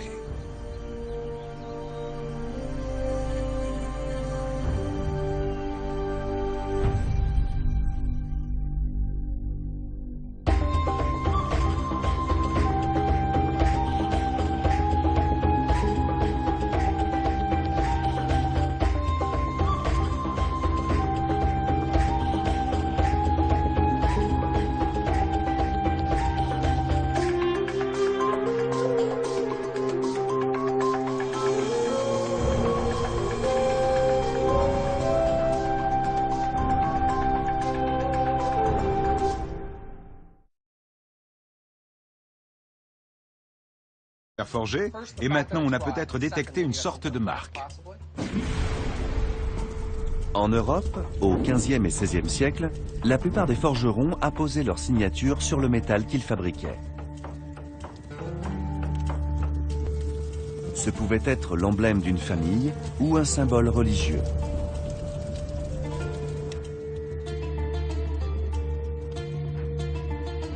Si l'objet retrouvé à Mantle porte la marque de son forgeron, on pourrait savoir par qui et dans quelle région d'Europe il a été fabriqué.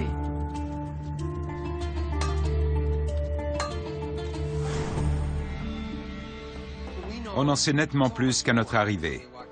C'est vraiment fantastique. Je me suis dit qu'il était temps que cet objet nous parle et nous raconte son histoire.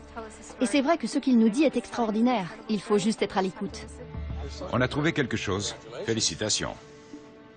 J'en ai la chair de poule. Dans mes bras. La beauté de cet objet vient de son mystère. Ce qui est caché sous la corrosion est ce qui le rend si beau. On me demande souvent, quel est l'objet le plus passionnant que tu aies trouvé? Celui-là est maintenant en tête de liste. Ça ne se résume jamais à l'objet en lui-même. Le plus important, c'est ce qu'il me dit sur ceux qui le possédaient. Comment le voyait-il? Quand les Occidentaux étudient les sociétés amérindiennes, ils oublient toujours le point de vue de l'objet. Pour les Amérindiens, les objets ont un esprit. Comment les habitants de ce village Huron considéraient-ils cet objet étrange? Pourquoi l'ont-ils enterré?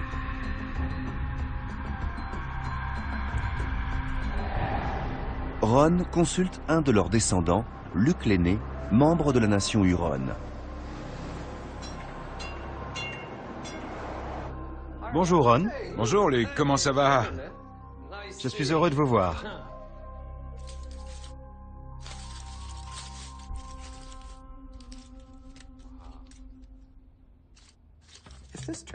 S'il est d'origine européenne et qu'il date du début du XVIe siècle, ce serait l'objet européen le plus ancien jamais trouvé en Amérique du Nord. Depuis plus de 500 ans, vous êtes sans doute le premier Huron à le toucher.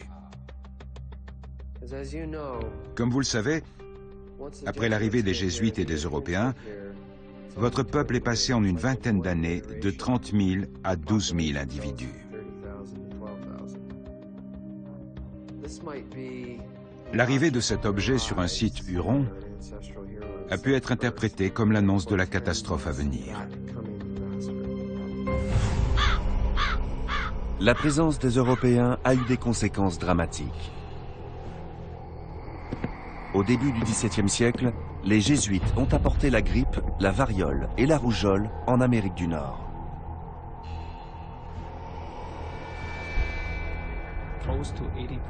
Presque 80% des 30 000 Hurons qui vivaient là sont morts. Ça s'est déroulé en 1 ou 2 générations. On a été décimés par les maladies. À l'époque, on n'a pas compris ce qui nous arrivait. Même nos sorciers guérisseurs ne pouvaient rien faire. Et nos anciens ne savaient pas ce qui se passait. Des hommes et des femmes robustes tombaient comme des mouches. Quand je le vois, j'ai l'impression que cet objet a porté malheur à mon peuple. Comme une malédiction terrible sur les miens.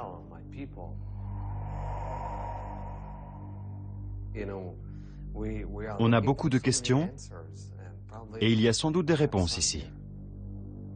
Les Hurons n'ont pas laissé de traces écrites. Pour leurs descendants, les fouilles archéologiques sont le seul espoir de mieux connaître leurs racines. Pour d'autres cultures, il reste des monuments, des fresques peintes sur des murs ou des hiéroglyphes. Ici, on n'a pas de documents antérieurs à l'arrivée des Européens. Les archéologues doivent fonder leur travail sur de petits objets exhumés ou de toutes petites traces sombres sur le sol pour recréer une image de la vie quotidienne de l'époque. Ce que les archéologues appellent un trou de poteau est une tache ronde et sombre à l'endroit où se trouvait autrefois un poteau en bois. Au fil du temps, le bois s'est décomposé et la terre qui était en surface est tombée dans le trou, ce qui a laissé une trace d'une couleur différente. L'examen de la surface ne suffit pas à déterminer ce que c'est. Il faut des rayons X pour voir sous la couche de rouille.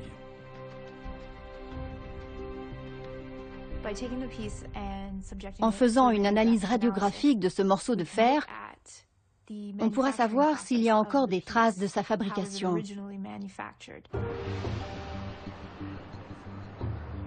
Si c'est de la fonte, cela signifie qu'il vient sans doute de la ferme. Mais si c'est du fer forgé, il pourrait dater du XVIe siècle.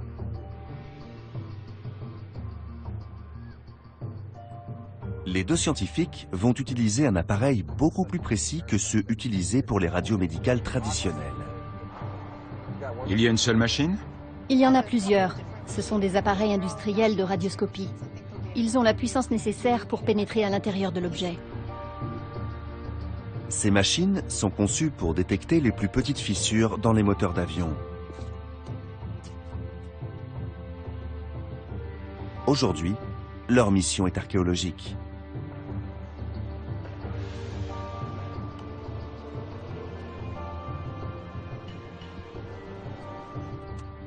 Allons-y. D'accord. Ce qui m'angoisse, c'est qu'après avoir fait la radio, Andrea ou quelqu'un de l'équipe regarde le résultat et disent « c'est de la fonte ». Parce qu'il y a une différence entre du fer forgé et de la fonte. Si cet objet a été fabriqué au début du XVIe siècle, ça devrait être du fer forgé, façonné selon un processus de martelage. La fonte, c'est autre chose. On verse un liquide dans un moule. Ça n'a été inventé qu'au XVIIe siècle.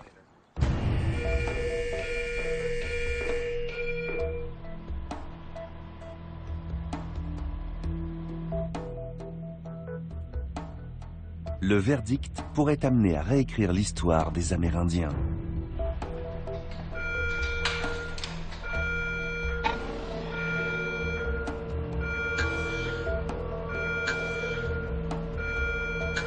C'est stressant. On va enfin savoir.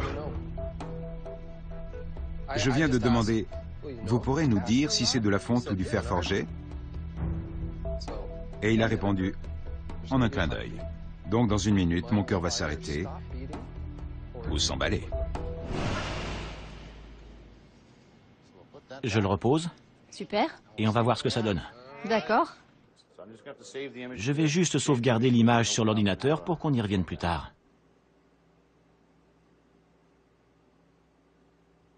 Là, on a une vue générale de l'objet. On distingue des écailles sur la surface. Quand vous dites écailles, vous parlez de la corrosion? Oui, c'est de la rouille. Toute la corrosion que vous voyez ici. Et le blanc, c'est la matière? Oui, une masse pleine. La question est, fonte ou fer forgé?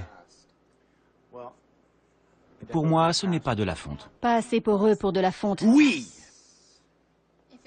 Si c'était de la fonte, ce serait très poreux. Ça ne ressemble pas à de la fonte. Génial! Oui, oui. Ce qu'on peut faire... Excusez-moi, c'est formidable. George, on vient de réécrire l'histoire. C'est une découverte majeure et incroyable. C'est le plus ancien objet en fer importé à l'intérieur des terres en Amérique du Nord. Cet objet a traversé l'Atlantique. Il a parcouru 2000 km de la côte canadienne jusqu'à Mantle. Et cela s'est passé au début du XVIe siècle, 100 ans avant l'arrivée des premiers Européens dans cette région. Regardez. Qu'est-ce que c'est ça? Il y a quelque chose là. Oui, je le vois. L'enquête vient de faire un pas décisif. L'objet en fer est bien le plus ancien d'origine européenne qu'on ait trouvé à l'intérieur des terres nord-américaines. Et une autre surprise attend les scientifiques. Là, il y a quelque chose. Oui, c'est sûr. Il pourrait bien y avoir un petit truc à cet endroit. Oui. Oui, je le vois. Je grossis un peu. Ah oui, c'est très net. Si on recule un peu, on distingue une forme très précise. Le trait est bien visible. On dirait presque un B couché. Ça pourrait être une sorte de poinçon. Oui. Si on est trois à le voir, ça ne peut pas être notre imagination. Oui, il y a quelque chose, c'est sûr. Une inscription dans le métal. Ça contraste avec ces zones-là qui sont plus sombres ou plus claires. C'est un poinçon. Je n'en reviens pas. C'est trop. D'abord, c'est du fer. Quotidienne de nos ancêtres, à partir de tout ce qu'ils ont laissé derrière eux.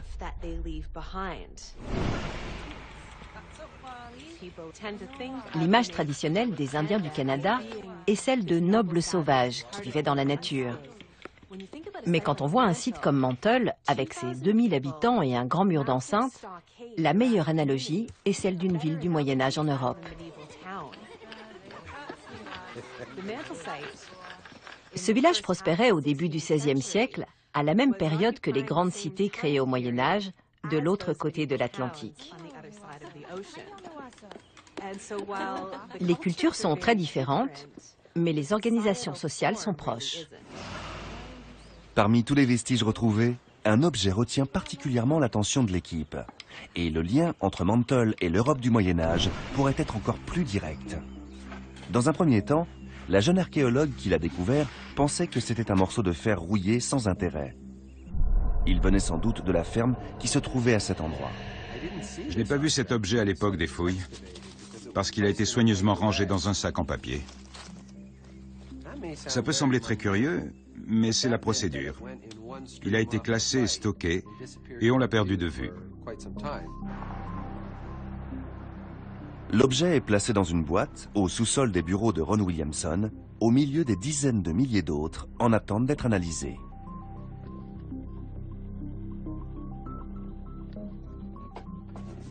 Puis un jour, tout a changé. J'ai reçu un appel du responsable du labo. Il m'a dit qu'on avait trouvé un objet en fer dans l'une des fosses.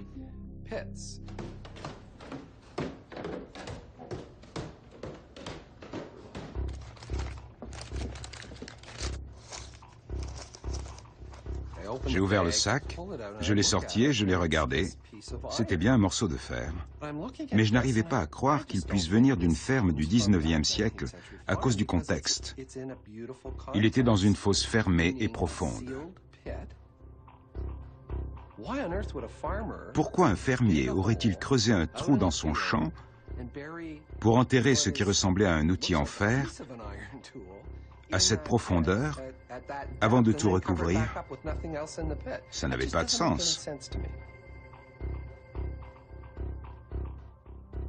C'est pour ça que je l'ai étudié de plus près. Et je me suis dit que cette fosse avait été creusée par les Hurons eux-mêmes.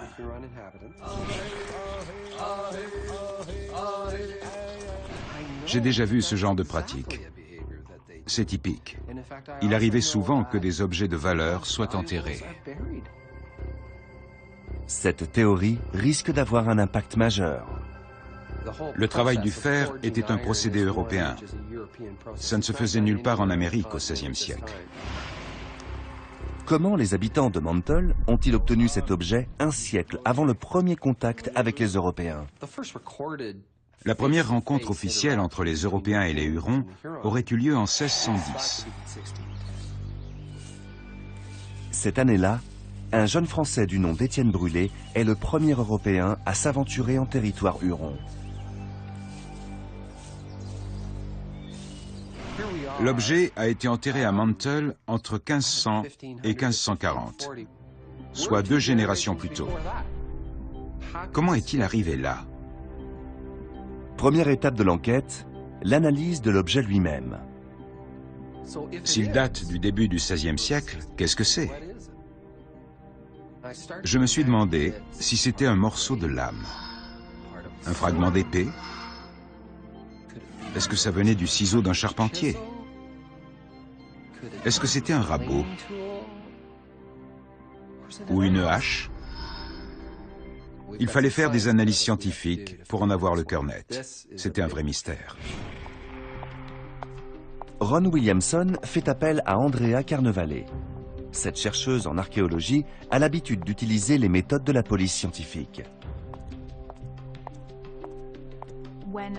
Quand on ne trouve pas la réponse avec les analyses classiques, j'interviens. Je suis une sorte de passerelle entre les scientifiques et les archéologues. Elle utilise un microscope numérique très puissant pour observer l'objet en détail. C'est un petit morceau de fer très rouillé. Les incrustations masquent la forme de l'objet, donc on ne peut pas savoir ce que c'est.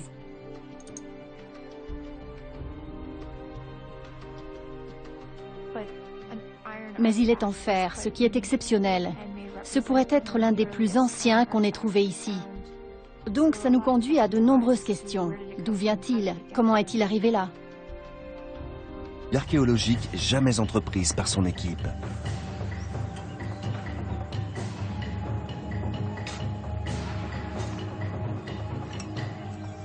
Des traces des habitants de ce village du XVIe siècle commencent à sortir de terre. Le bord est dentelé.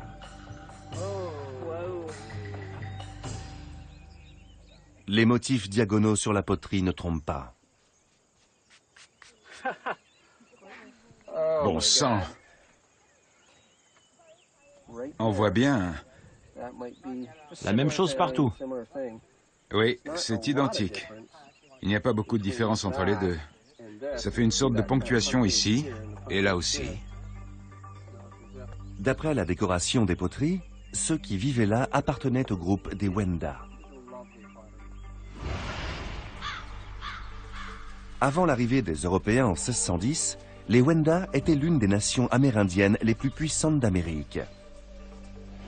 Aujourd'hui, on les appelle les Hurons. Depuis plus de 30 ans, Ron Williamson étudie des sites Hurons et c'est l'un des plus grands spécialistes de leur histoire. C'est d'une richesse incroyable. Au début du XVIe siècle, les Hurons étaient environ 30 000. Ils habitaient de petits villages de 300 ou 400 habitants le long de la rive nord du lac Ontario dans l'actuel Canada. Ils construisaient des maisons longues dont la taille variait selon l'importance de la famille ou du clan et ils entouraient souvent leur village d'un mur défensif appelé palissade. Je crois que j'ai quelque chose là. Ça ressemble à quoi? Je pense que c'est l'emplacement d'un poteau. Je vais le dégager pour y voir plus clair. Je me demande si c'est pas le reste d'un mur.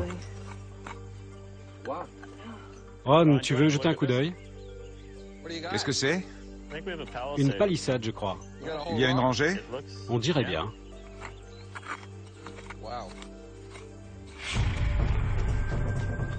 Les palissades protégeaient les Hurons de leurs ennemis, les villages voisins et les autres peuples amérindiens.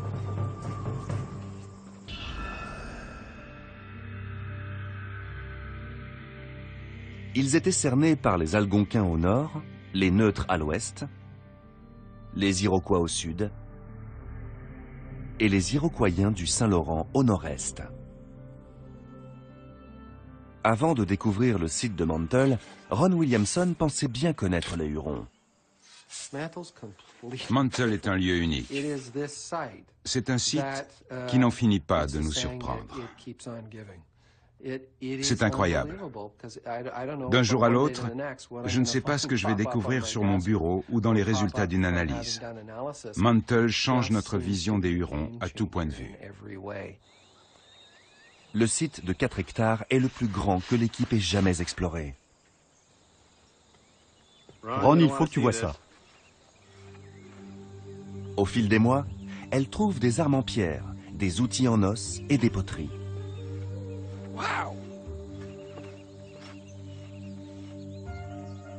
Au total, il y a 200 000 objets. C'est un record. Maintenant qu'on a tout sorti, on se retrouve avec une masse d'informations qui dépasse nos espérances. On dispose du plus grand nombre d'objets et de maisons longues pour un site pré-européen du sud-est du Canada.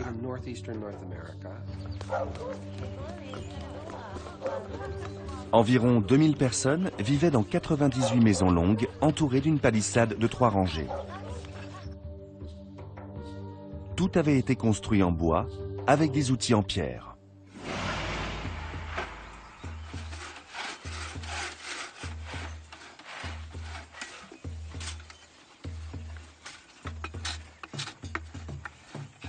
Ron, viens voir ça. C'est une hache en pierre. Regarde, cette partie est intacte. C'est vraiment très beau, bien lisse. Ça a été poli avec une meule. Ces objets sont très importants parce qu'ils datent de l'époque pré-européenne.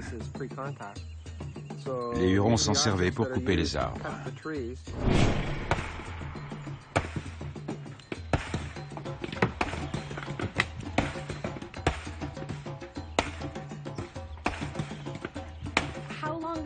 Ces gens n'avaient que des haches en pierre. Combien de temps faut-il pour abattre un arbre avec ce genre d'outils? Et ensuite, pour en faire des maisons.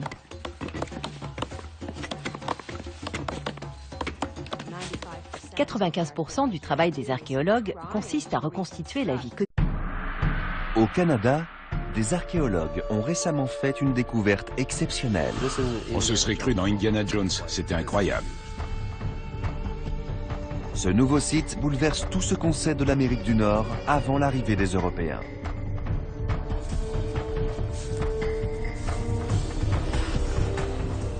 Les archéologues n'en croient pas leurs yeux.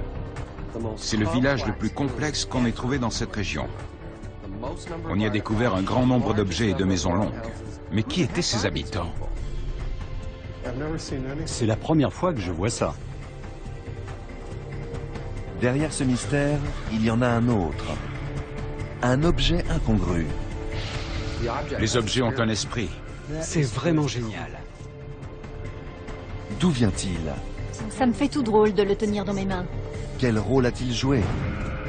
Les réponses à ces questions vont amener les chercheurs à réécrire l'histoire. Cet objet a porté malheur à mon peuple.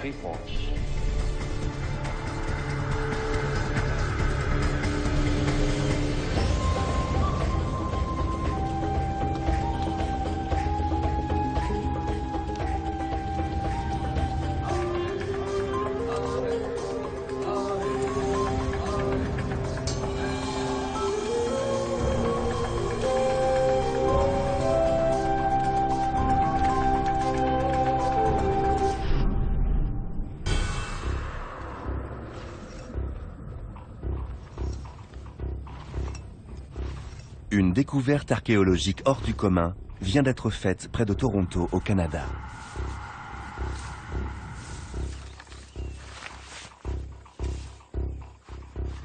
C'est un objet en fer. Le village Huron, où il a été découvert, a été bâti un siècle avant l'arrivée des Européens dans cette région en 1610.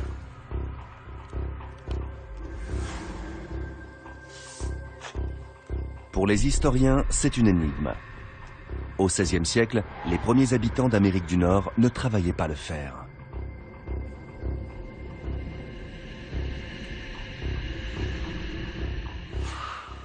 Comment un objet européen s'est-il retrouvé dans ce village huron? Que peut-il nous révéler?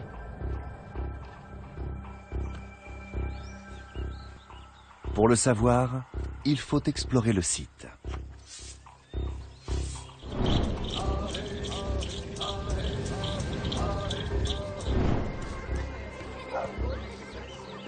Voici l'histoire d'un village huron extraordinaire et d'un objet en fer au parcours incroyable depuis l'Europe jusqu'au Canada.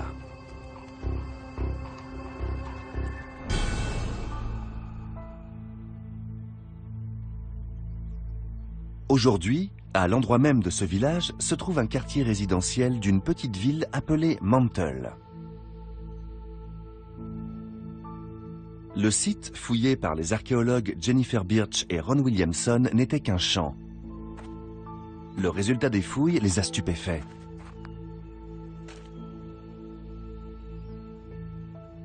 On se serait cru dans Indiana Jones, c'était incroyable. Au début, j'ai reçu un coup de fil au bureau me disant « Ron, tu ne vas pas le croire. C'est énorme. On a tout un village. » Quand on a parcouru le champ, on a fait comme d'habitude.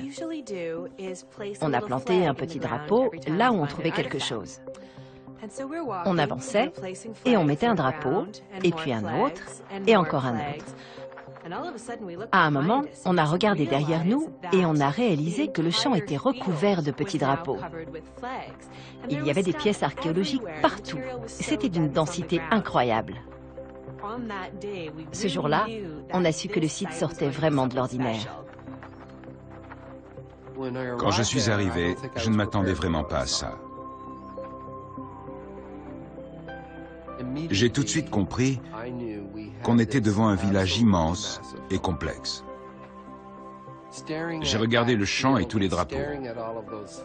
Les vestiges étaient partout. Je n'avais jamais vu ça de toute ma carrière. À ce moment-là, je suis passé du terrain en 2 dimensions au site d'une communauté en 3 dimensions qui était là autrefois. J'ai imaginé la scène, avec des maisons longues et des palissades. Et je me suis dit que ça devait être un endroit impressionnant, il y a 500 ans. Mais quels étaient ces gens qui vivaient dans ce village?